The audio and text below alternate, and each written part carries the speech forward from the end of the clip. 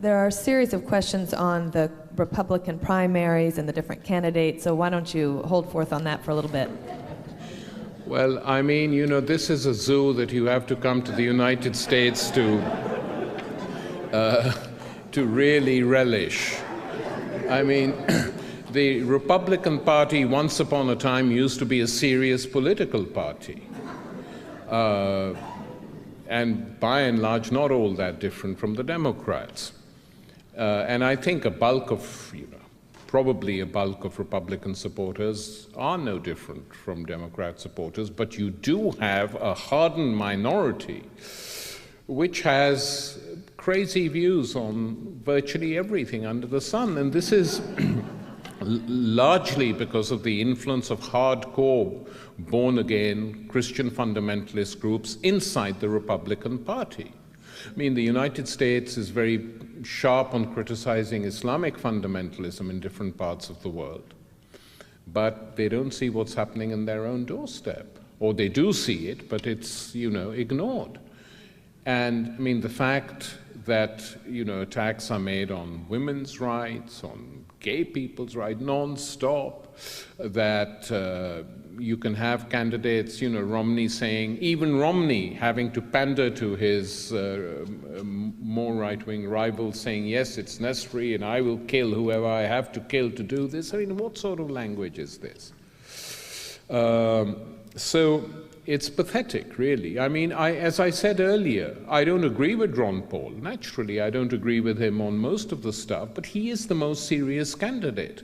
And were he to be the Republican candidate, which is not going to happen, you would have a serious debate between him and Obama on some issues. Such as America's imperial presence. But he will not proceed. The media doesn't like him. He's never given a real chance to state his views. But I find him the most interesting of the Republican Party candidates. I mean, and Obama is doing what he should do, is just sitting back and smiling, because, let them do this, and unless something unforeseen happens, I can't see him being denied a second term. And you almost wonder whether Karl Rove and the Republican bosses behind the scenes are saying, we've lost this election, doesn't matter. Let's concentrate on the one after Obama and find a candidate who will take the country back from these guys. And this one, you just give up another 4 years. I think, that probably is why you're not having any serious candidates coming forward. I mean, the fact that Newt Gingrich can be taken seriously and promoted as this great, he's a great debater. Great debater? Give me a break. He hasn't come up with a serious idea yet.